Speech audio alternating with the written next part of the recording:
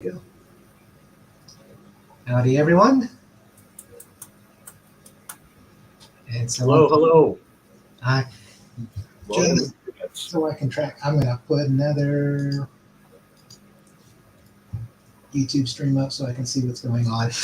Can't see what's going on with too many screens for the D&D. And we're just waiting for one other person.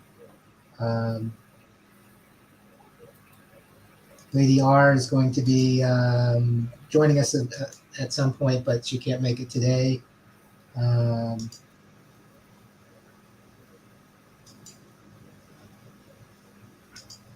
we go.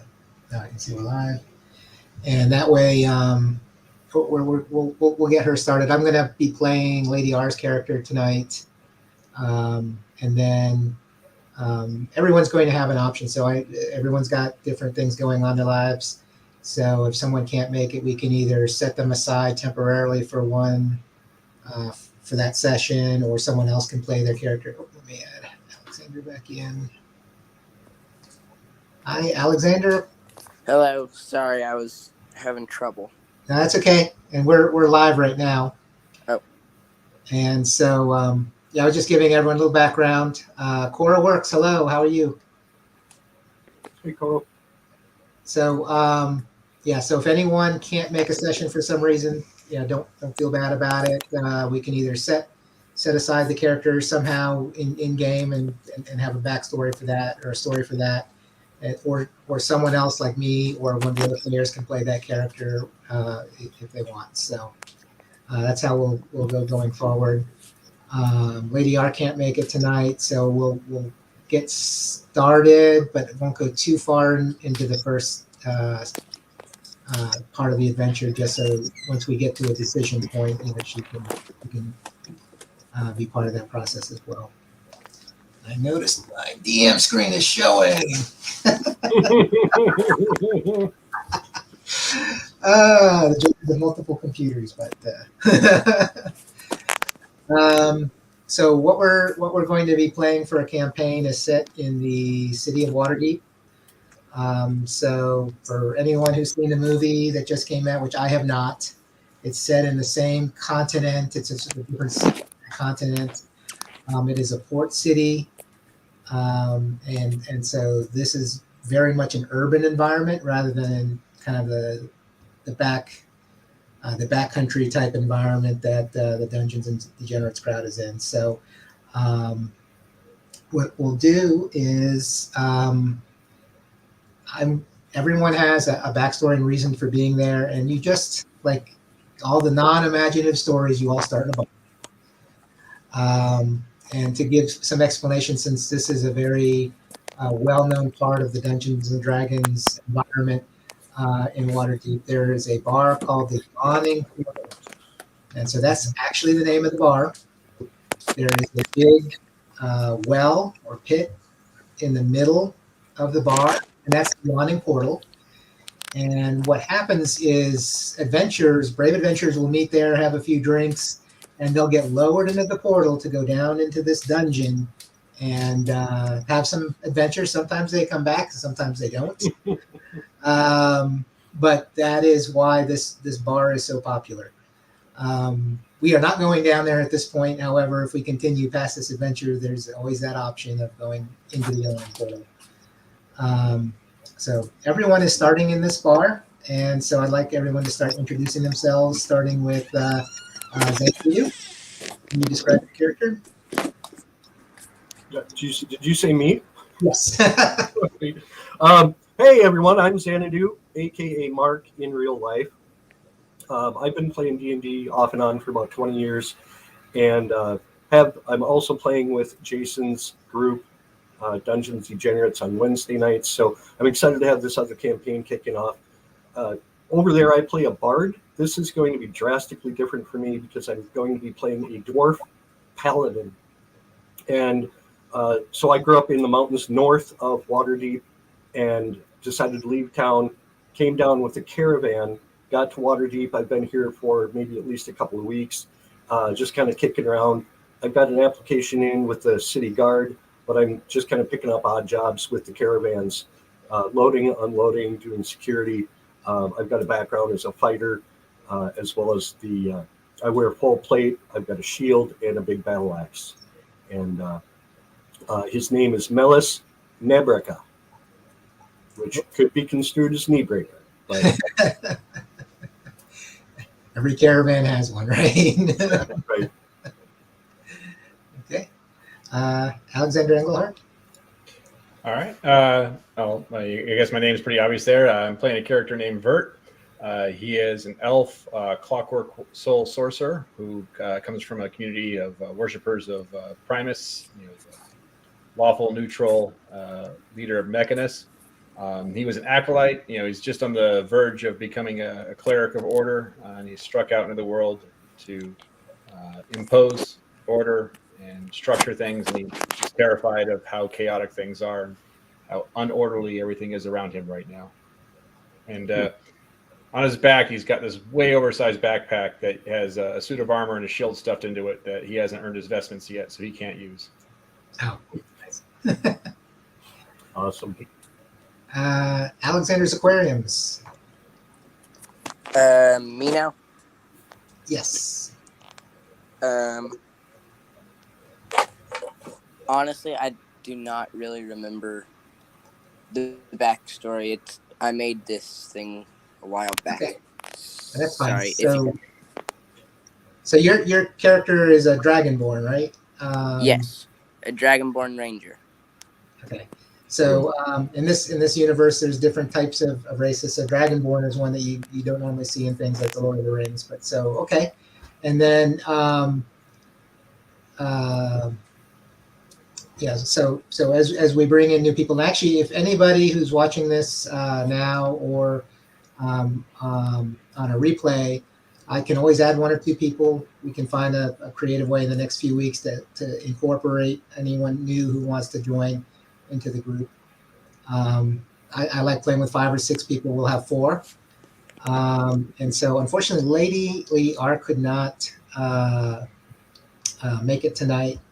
But I will give you a little bit of her at least what you see. So what you see is a female elf.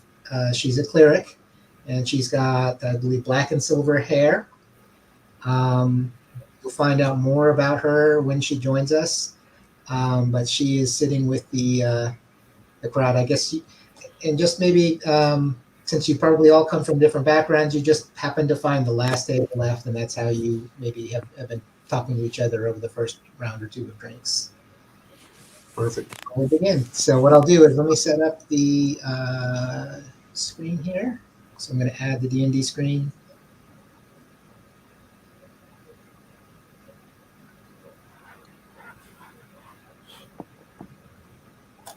And so this is the Roll20 screen. It's the same environment that's used by Jason in the Dungeons and Degenerates. I'm going to have a little character. There is a little pixie-like creature here. I'm going to shrink it down, but rather than doing the Dungeon Master screen, which sees everything, I'm going to have a separate player screen open that shows this little pixie, and her name is Camera. So Camera is going to go wherever everyone should be able to see, just to kind of keep it things hidden. And then as each character is using their own version, if they're on a desktop, when they move their little token, they'll actually see whatever is in front of them live, and then everyone will just see what Camera sees. So I might move Camera around just so that everyone who's on the live stream or the replay can see what's going on. And I have a separate screen, so I'm going to go to that now, and where the Dungeon Master screen is, and I'm going to bring you to the first encounter. Okay, so this is the Yawning Portal. For anyone who is online and can see it, what I did is I just took a scene for a bar. This purple circle here is that yawning portal going down into the depths. It's a labyrinth under a dragon. A mage's wizard tower, I guess. Hi, Vanoski. Thanks for joining. So everyone who is actually in the game right now should be able to control the characters. So I believe that one is Xanadu. This one here, that is Alexander the Great Fisherman, or Alexander's Aquariums. This is Lady Rorschach's character here, and I'll be controlling that and try to keep the theme to what she's doing. And this is Vert, Alexander Engelhart's character. So, okay. So we're in the yawning portal. Anything's going on. Let me bring up what happens. So you're sitting around a table. And I also place this in the chat. But you're sitting around this table, brightly lit candle. There's plates cleared of food and half-drinking tankards. You can hear gamblers in the background, drunken songs being sung. And through all this noise, you hear a shout. A very rough-looking individual. He's got a shaved head, but it's not a clean-shaven head. He's actually got tattoos in the shape of small eyes around his head.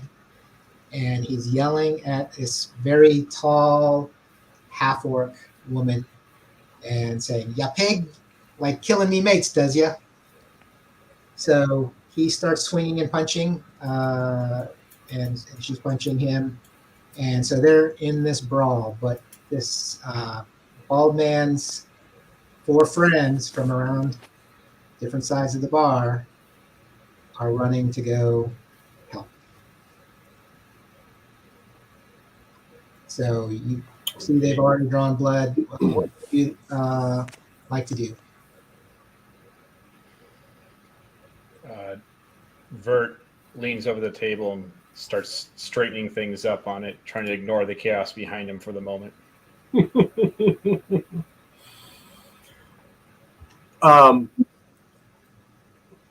Melis. So one thing about Waterdeep that I've learned in the couple of weeks that I've been here is that it's a big city, and it's a big city with laws, and those laws are enforced. And typically this kind of thing is going to get somebody thrown in jail. So my intent is to intercede and try to break up what's going on. So I'm going to move 5, 10, 15, 20, 25, 30 feet and call out, "What seems to be the problem here? You know fighting's not allowed in Waterdeep." Okay. And Alexander A., what would you like to do? And I'll control your token if you're unable to move it. Oh, we may have lost him. Let me check. Yeah, I think he dropped. Hopefully he'll be back. I'm going to, let's see. Let me text him really quick. What would Alexander do? He's a ranger, right? Yes, he's a ranger. He is, I believe, a folk hero. Oh. So I think with that background, if he doesn't join, what I'll do is, if he's a folk hero, he'll probably jump up with you. Yep. Sweet, that's a good background. I like it. Yeah. So, just text him. Let's see. Oh, he's back. Dun, dun, dun, dun. Hey, Alexander, you're back. I don't know how much you missed. It was very brief. What am I supposed to be doing? You can decide. So Vert is hanging back. Melis, I think I've got your name right, is jumping in and telling them, okay, this is not what you're doing. or this is not allowed here, right? Yep. And so your character is up here. I don't know if you can see me pinging it in the stream. Yes, I can see. And you can move 6 of these squares, and you can move diagonally. If you want to let me know where you can either sit tight, you can move anywhere you want, take any other type of action, say something, however you want to do it. Just let me know. The square your mouse is on right now, I think that's where I'd go. Okay.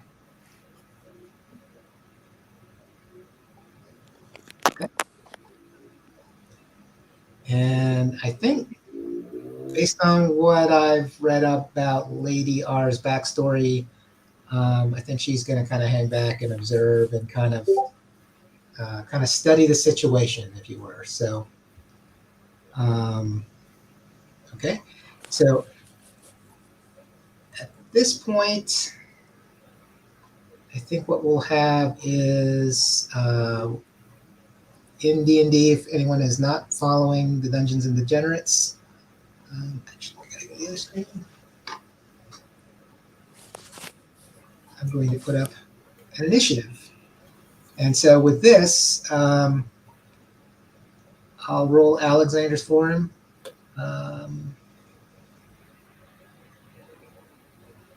So that's a 17. So we'll go in what's called initiative order for anyone who's new to the game. Basically, the highest die roll goes first, and that goes on down. Oh, yeah, baby. You also have to select a token if you're new to Roll20 before you roll initiatives. So let me make sure got that handled. I just want to point out that I just rolled the first natural 20 of the campaign. Nice. Wasted on an initiative. Right? And I'm going to have all of these ruffians go at the same time in the order. And then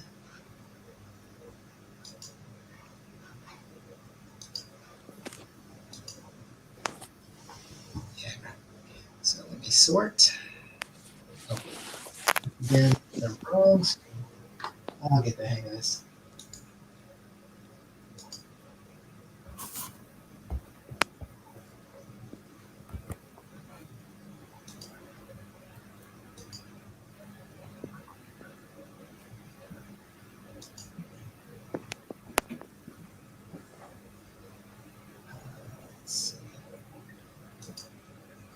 There we go.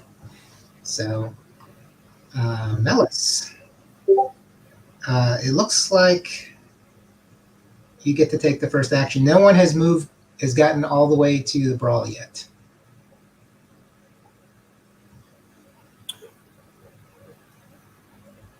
And you don't have to do anything if you don't want. You can take an action or you can hold an action. That's another thing. For anyone who's new to the game, you can't hold a movement, but it's like having that, you get your weapon ready. If anyone's going to do something, then you're ready to swing or shoot an arrow or anything like that. Yeah, I think it's typically set up as like some kind of condition. So what I'm going to move up behind this guy, beside him maybe. Okay. And are they still going at it? Or are they kind of... Because my intent is to grapple this guy if he keeps attacking the half-orc. Okay. And so actually what's really interesting about this is that guy is already pretty bloody. You don't jump and start antagonizing someone who's 7 feet tall, used to fighting for their survival and think that you're going to win. So basically the 4 friends are going to be pulling this half-orc off their friend. So, okay. In that case, I'm going to intercede with the half-orc and try to get her calmed down. Okay. Whoa, let it go. You know that you're going to get thrown in jail if you fight here. Okay. And she is not paying attention, but you can try to pull her off if you want. Yeah, Okay. So if you can make a strength check. sure. I would be happy to.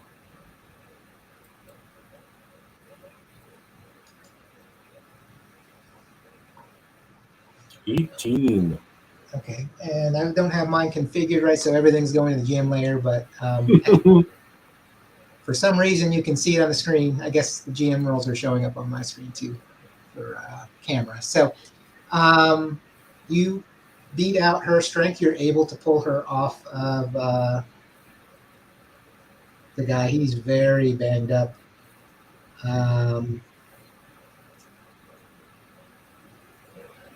But that other guy starts backing away. So he's kind of thankful for getting out of his little predicament. And the bartender who you learned earlier is named Dernans, basically tells him all to get lost. So what happens is you'll find out that this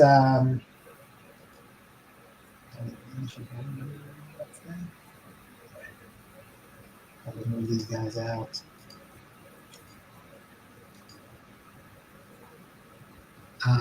Yeah, I mean, I'll probably try to, talk to the half orc, and once she calms down, say, what was that all about?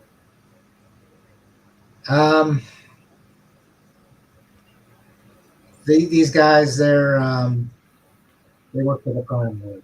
They don't like people like me. They're trying to get me to leave this bar, but no one tells me what to do. Hey, Chris, I'm having a really hard time understanding you at the moment. It's like you're Yeah, you're a little garbled. Yeah, let me get a little closer. I turned off the pump too. So yeah, she thanks you. She tells you these are basically criminals, part of a crime lord's gang in this city. And she was fighting for her pride. No one tells her to leave when she's somewhere. But she's thanking you for helping her out. And she seems a little disappointed. I mean, you know what? 5-on-1, that's kind of even odds, right? Well, and if I recall, the human threw the first punch and assaulted her, so she was defending herself, I suppose. Yeah. So, but she thanks you. It's an honorable thing. You don't see that much, these days. Okay. Well, Go ahead. that's what paladins are for. Yep. And if anyone looks over Shannara, that's Lady Rorschach's character, has been taking notes in a little notebook. So she's been very observant of everything. And I think at this point, she may kind of wander over. Let's see if I can and say, I thought it was kind of interesting. What kind of tattoos were those on his head? Does that mean anything? I'm very curious. Well, what was it? Eyes? Yeah, little eyes. So Yavra, the half-orc, she explains that the crime lord's symbol is a set of eyes. He's actually a very strange creature with many eyes, very rotund, and he floats everywhere he goes. Everyone fears him because he always gets his way, and his followers tend to tattoo themselves with the multiple eye symbols. His name is Xanathar. Oh. Have we heard of him before? If you're new to the city, you probably haven't. I think, Dallas, if you want to make a history check, you've been in a caravan, you've probably come and gone, you may have heard the name, but if you want to do a history check. History. Oh, I'm going to try, but somebody else should try too. I'm not that great at it myself. Okay. Actually, so Alexander, the great fisherman, I would think that a folk hero would probably hear a lot of rumors. So I'll make a history check for you if you want. Yeah, he might have dropped off again too. Uh-oh. Yeah, he mentioned he had to leave. Okay. So that actually succeeds. So yeah, you've heard of Xanathar. He tries to run the city of Waterdeep from behind the shadows. No one quite knows what his motives are. But I think that's enough where he's someone who doesn't want to gain attention. This is how Alexander would put it to you. You know, he doesn't want to pay attention to himself, whereas I like to go and do things and get noticed. You know, people know who I am. But he tends to stay in the shadows. And this, And go ahead. so I'll ask, what's the orc's name? Nabra? Yagra. Yagra? And so Yagra.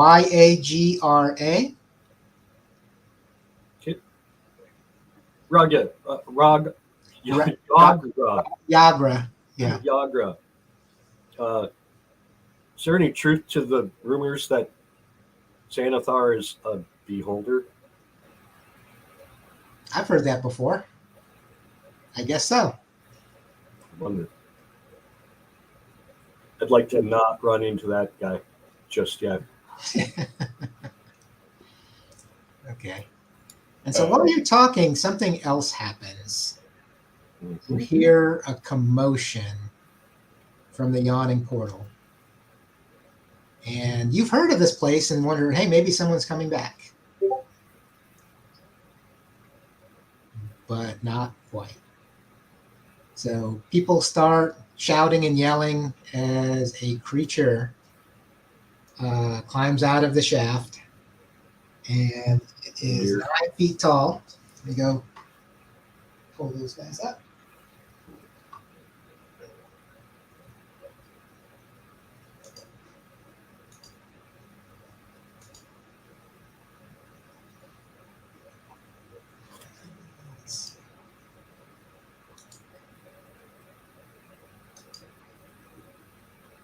And you should be able to see now it is a large green troll.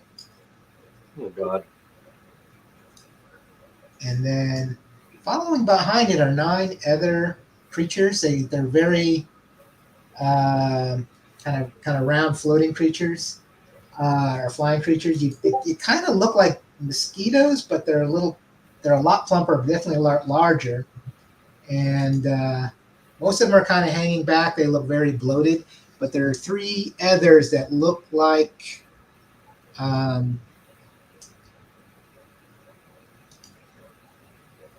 look a little bit more hungry.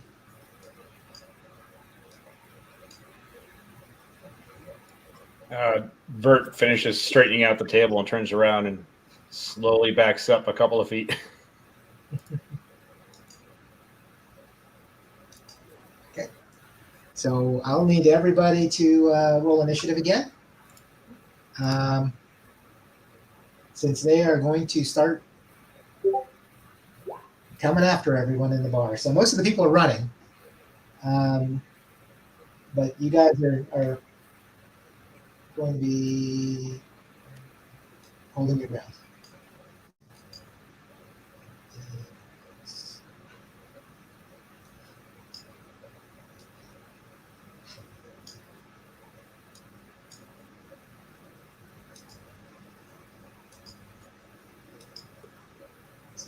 troll.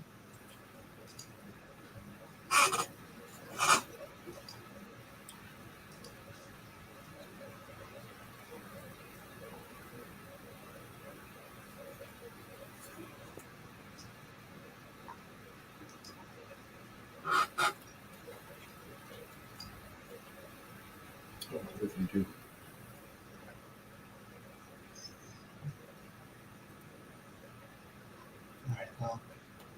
All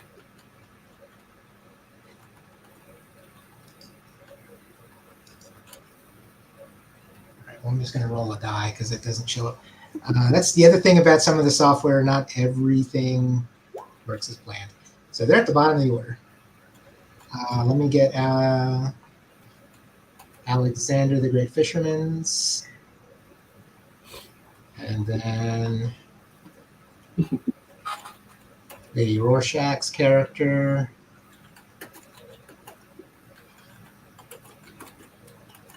First game, we'll get everything figured out. Yeah. I guess I'll get Yagra in there again.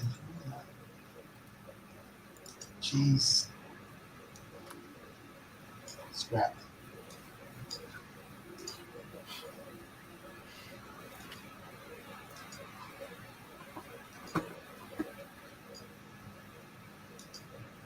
Okay. So Vert is first in order. All right. So, I mean, there's not much confusing the danger of a troll here. And do I recognize what these smaller things are?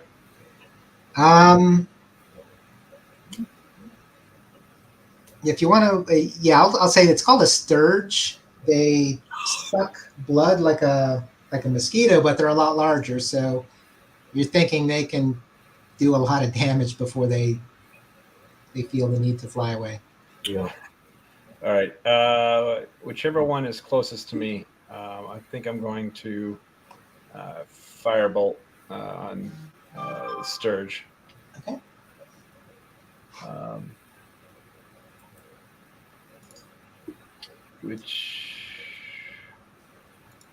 All right, D&D Beyond's got a little bit of issue with my firebolt. It's giving me the wrong plus to hit. It's trying to use intelligence instead of. So I'm gonna use a roll for Ray of Frost just in case it shows up like that. Okay. So it uses the right. Did not come across, did it? Oh, just took forever to roll. Okay, yeah, I think that hits. Oh, okay. Nice. All right. And then some fire damage to it. All right, 8 fire damage to the closest one. Yeah, that did far more than enough. So Sweet. it drops. Okay. All right, I'm just going to stay where I am, kind of hunkering behind this table a little bit. Okay.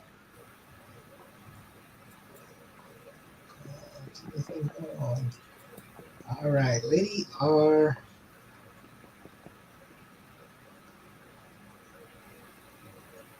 And so since I'm playing, she is okay.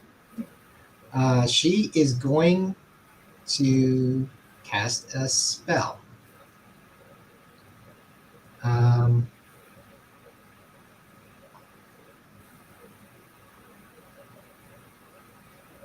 And that is on the troll. So many sheets.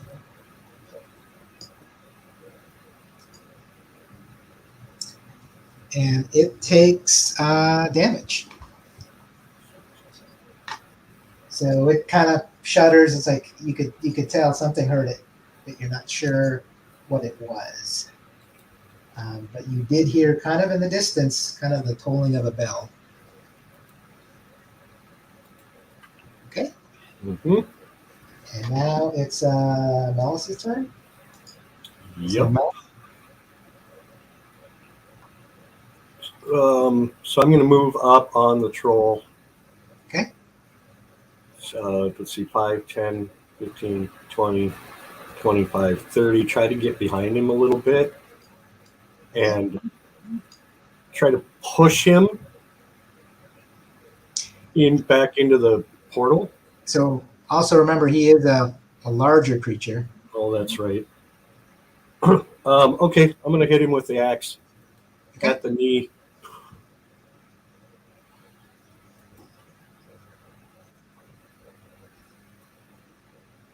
He Oh, not have made it. yeah, he's nimble enough to get well away from the axe when you swing. Okay. Uh, That's all I got. Okay.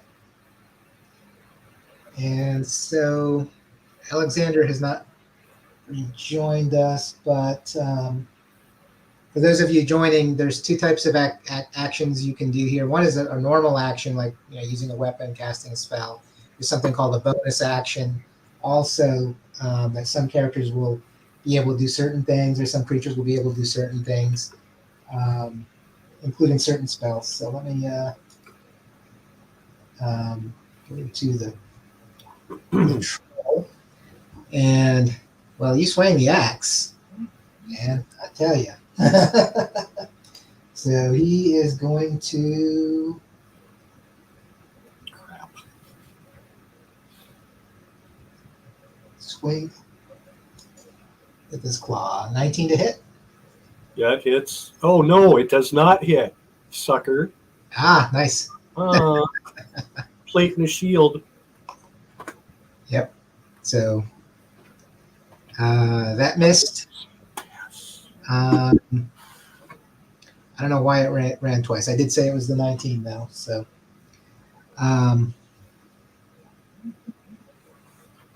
yeah.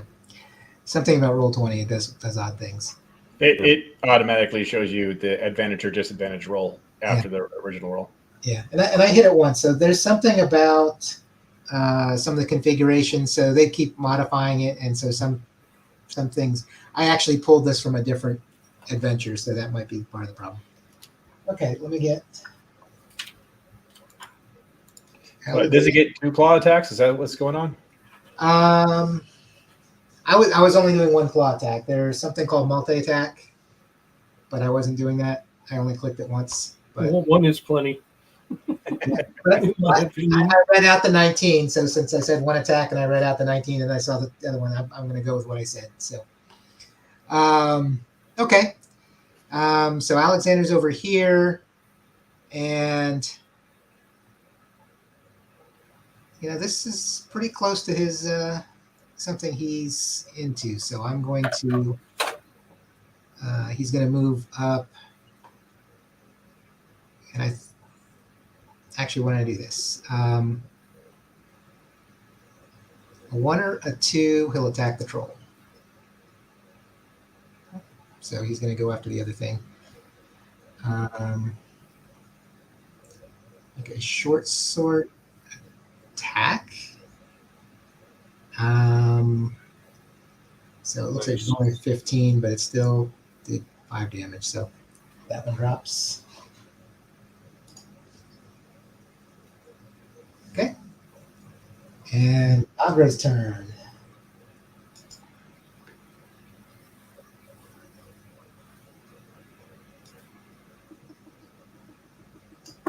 And she will move up.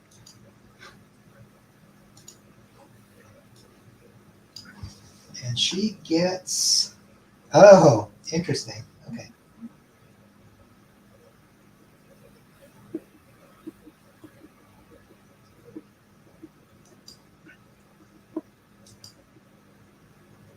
Two hits.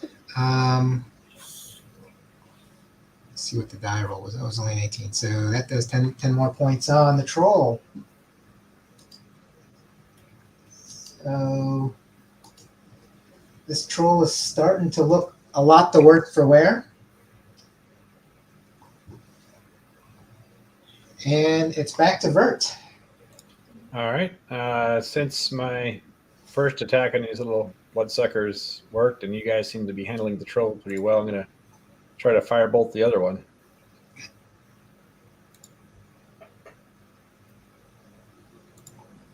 All right.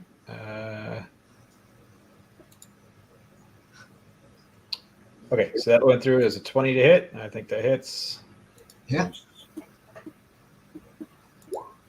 And 4 fire damage that time. And that takes it down.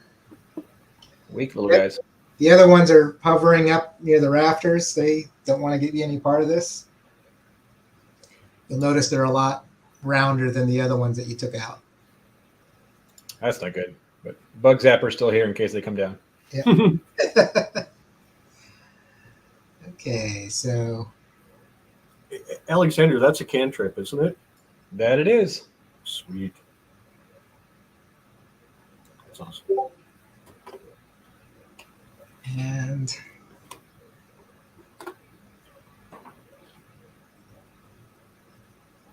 so late Shannara is going to cast that spell again.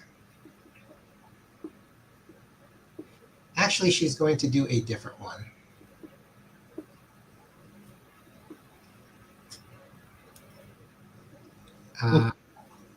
So she's casting a spell called Bless.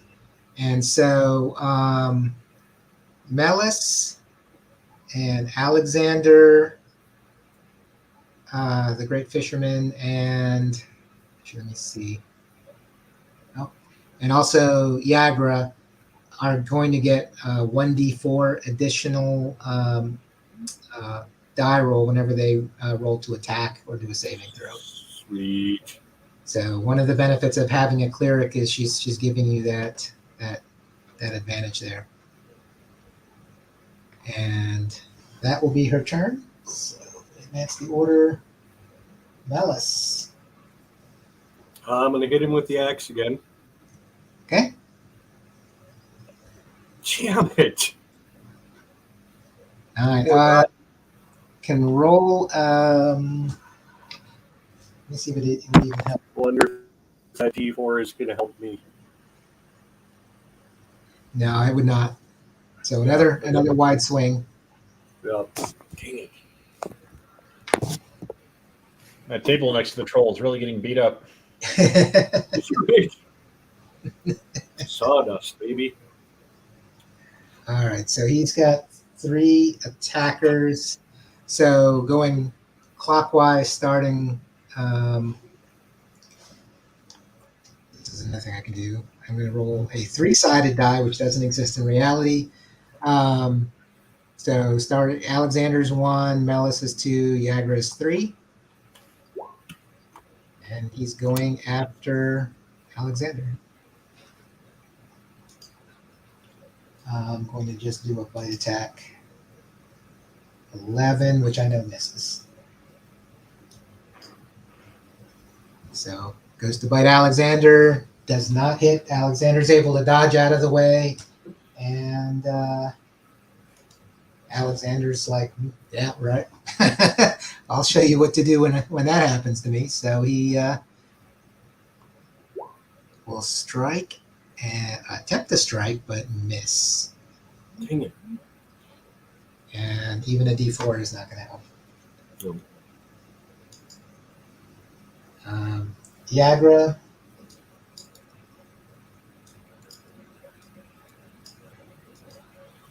is going to do the mace attack again. And then gets, just do it here. Can roll 2d4, 1 for each. So first one hits, second one hits as well. So 13 total points of damage. Woohoo! That troll is not doing well.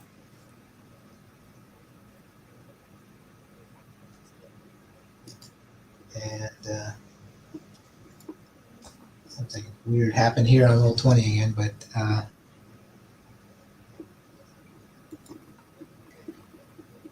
anyway.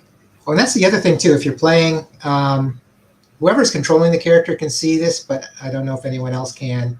But when you select the character, there's some quick stats that show up in the bubbles. So for the green one is going to be the health or hit points that are left, and then your armor class or what you need to get on the 20-sided die or higher to hit is the armor class. So 12 armor class. Oh. And I don't know if Jason's doing the same colors or if he's got it different. But anyway, so Yagra did some pretty good damage, and now it's Vert. All right, so Vert is very much split between cleaning up the mess he just made and helping out, but he's going to go ahead and just continue what he's doing and firebolt this troll. See if he hits. I don't think I hit. You might want to get your head down there, Xanadu. It's already down. Yeah. So that does not hit, unfortunately. All right, so I'm going to go ahead and scoot up a little bit to the top to where I'm within cleaning up range of the messes from the other ones. Okay.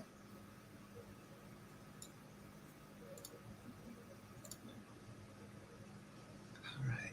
And Shadera. And I'm guessing this probably looks like someone snapping their fingers or doing this number, but she does it again. And what does the troll do? So what's happening off screen is I have multiple character sheets open for every type of creature that's in this, so I've got to just sort through it.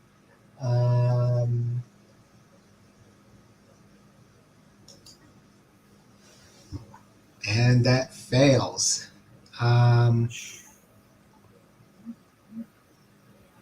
So it is on it. It fell to its knees that time and is trying to stand up. Very weakened. So Melis, your turn. All right. Fingers crossed. Oh, you've got to be kidding me. This. It's the same die roll too. Yeah. Yeah. Ooh. That's not good. I haven't even been able to hit this thing once. That makes me sad. So it'll do what it did before.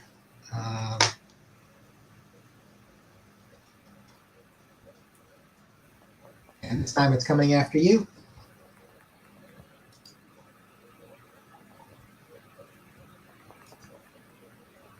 And it misses. Yeah. It misses so much it comes close to losing its weapon. And now it's Alexander's turn. And he's all right. This has got to do it this time. You know what? Nah, never mind.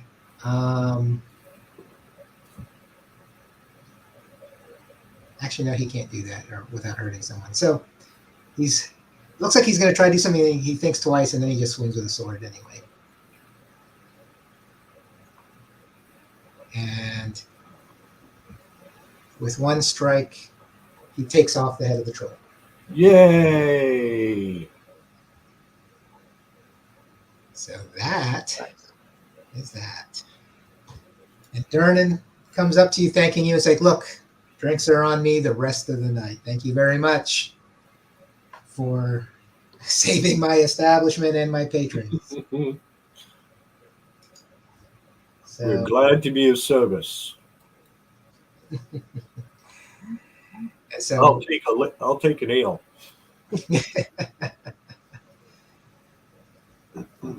So while you're kind of regrouping and all kind of in the same vicinity, a very extravagantly dressed man comes up to you and says, "Well, that was quite exciting. Your adventurers am I right?" I'd say we just went through an adventure, so that's probably a good description. I could definitely use your help. Can we find a table to talk? Of course. And whoever made a history roll before can make another one. Because I'm rolling so awesome. And I think Alexander had done it before, so I'll roll his. History is so strong. Nope. You're like, Something seems familiar. At least this is what Alexander's saying. Something seems so familiar, but I don't know what it is. And the man looks over and is like, you can't quite place me, but I know who you are. Would you like a copy of my book? And it is kind of interesting. Everyone kind of rolls their eyes, or at least half the bar kind of, as they filter and start rolling their eyes if they've heard this. But if you take a seat with him, and Yager is not going to join you, he'll introduce himself. Yeah, Vert's ears perked up at the word book. He's like, "Oh, what?" And walks over to see what's going on. Yeah, I think we all take a table and find out what he's all about. Okay. So we explain, okay, my name is Volothamp Gedarm. I'm a chronicler, wizard, celebrity, and I'm at your service. I trust you've noted the violence in our fair city these past 10 days. I haven't seen so much blood since my last visit to Baldur's Gate. But now I fear I have misplaced a friend amid this odious malevolence. My friend's name is Floon Blagmar. These names, you gotta love them. D&D. He's got more beauty than brains, and I worry he took a bad way home a couple nights ago and was kidnapped or worse. If you agree to track him down with all due haste, I can offer you 10 dragons apiece now, and I can give you each 10 times that when you find Floon. May I prevail upon you in my hour of need?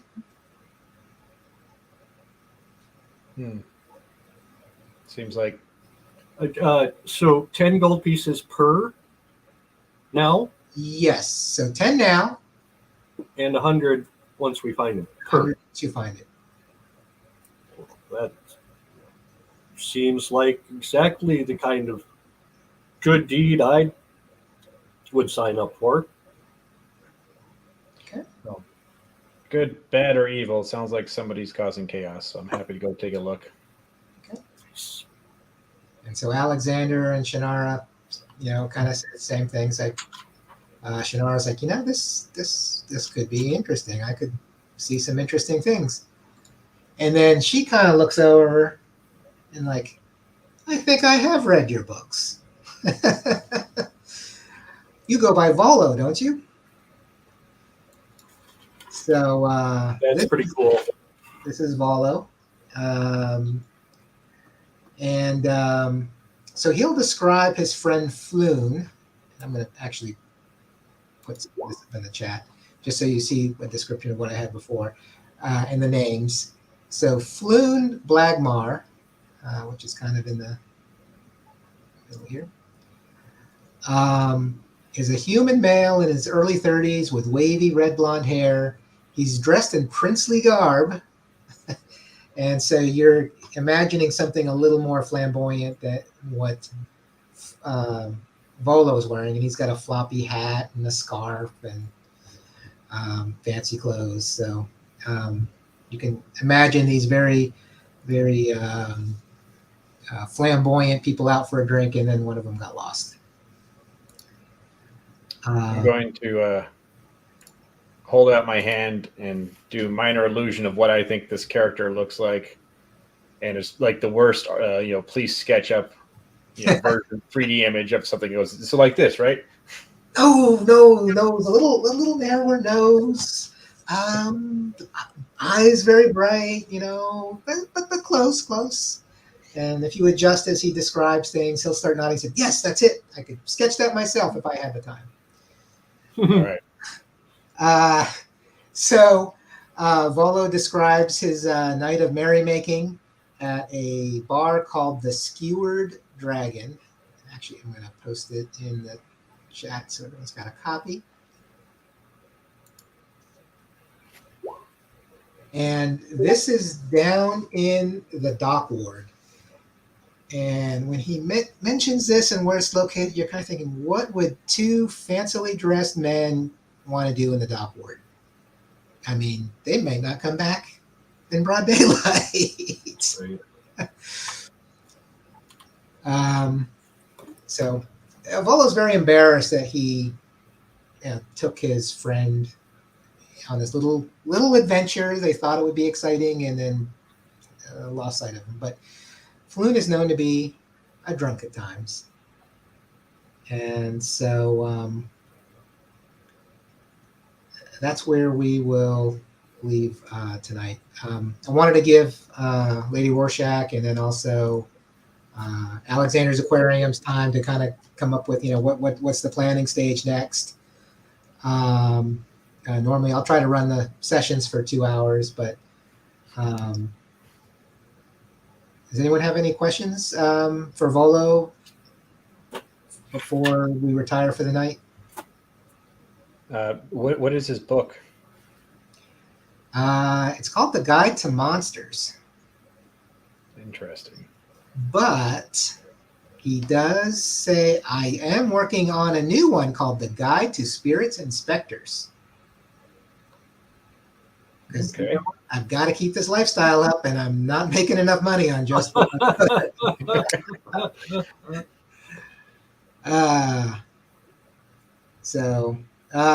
So for those of you who are not familiar with Dungeons and Dragons, there's some additional add-on books.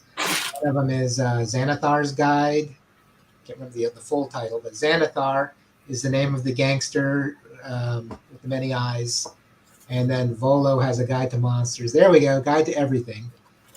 And so I think some people may be playing characters that are types that are described in Tasha's, yep.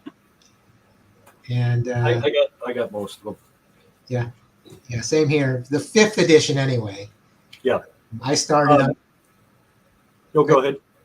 Yeah, I started on the earlier sets, like the white box set, and then the Red Dragon box set, the ones from the 70s. This one, the basic red box set. Nope, there was an earlier one than that. Yeah, there was. This was circa 1983 is when. Yep, that's the one my brother started on. So, Yep. But okay. Volo also has travel guides to Waterdeep and the North Shore, and just really detailed city building stuff. It's super interesting. I just started glancing at him, but Oh yeah. he's quite prolific. That Volo. Yeah.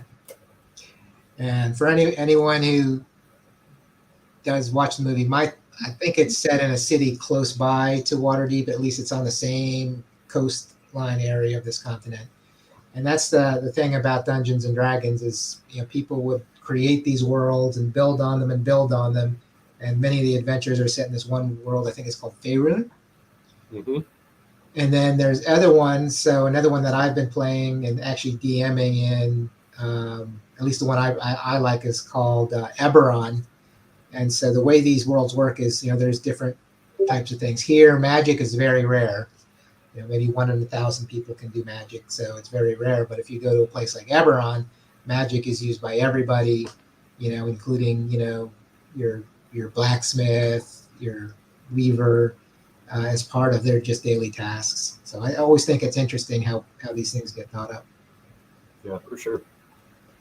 So I'm going to try to clean up a few things before the next one, and then this Roll20. There's a lot of extra add-ons if anyone ever does play, where you can get these really colorful backgrounds and maps, and that's what I did for the tavern. A lot of the rest of what you see may actually be part of the actual adventure that came with the book. Okay. And anybody watching wants to join, Yeah. I'd love to get a couple more people in here. Yeah, it would be nice to have a couple, at least one and maybe 2 more players. Anybody's interested. It's a lot of fun.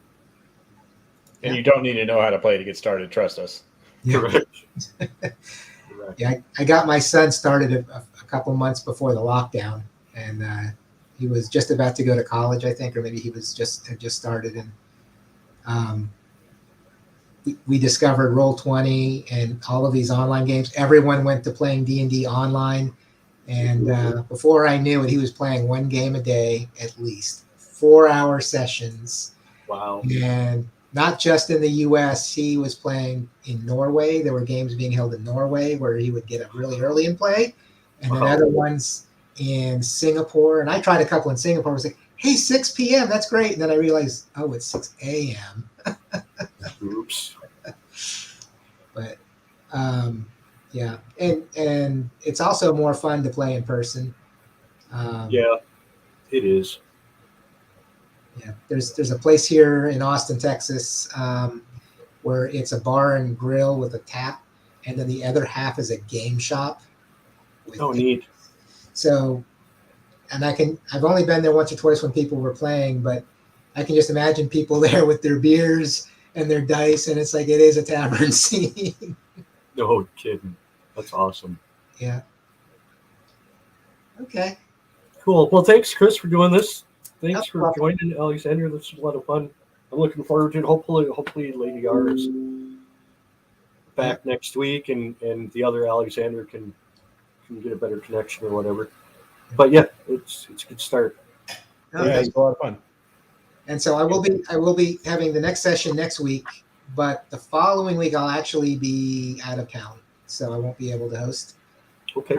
So that's the one drawback to being the DM is if I'm not available, it doesn't go forward. So I think that might be the only time in April that I'll be out, and I do unfortunately know I'll be out twice in May. But other than that, I think I should be able to make every session. That's when you get a guest DM to step in and kill us all off in a one shot. Oh yeah. Do that. Actually, that's not a bad idea, except for the killing off part. Yeah. But a one shot might be okay. Yeah, that can bring in Jason. I think is Skipper new? Because Skipper could probably kill everybody up. Oh man, that's unfortunate. So let's tell you about the new characters. Hey, everyone's got new characters. It's like, yeah, you were gone for 2 weeks. This is character number 3. Two more horrors, anyone? So, okay. Well, thank you, everyone, and we'll be back online next week. Thank you. Thanks, you guys.